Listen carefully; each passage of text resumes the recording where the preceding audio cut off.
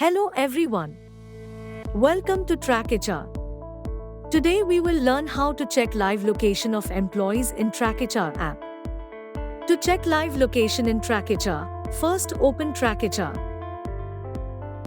As soon as you open the app, you will come to the home screen. Click on three dots on the top left corner, then scroll down to hierarchy option. You can even change the view of hierarchy. Then search for the employee you want to see the location.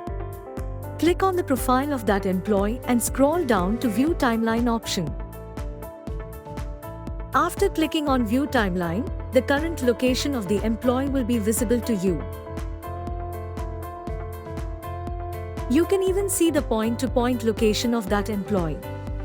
You can even zoom in or zoom out the location on the screen. You will be able to see the total kilometer traveled by the employee. This is how you can check the current live location. If you want to check the location of back days, you can do that too. Click on the work history of the employee.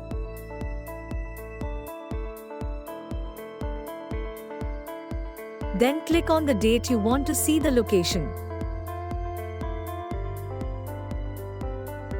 You will come to the View Timeline again. After clicking on View Timeline, you will be able to see the live location of the particular employee on that particular date.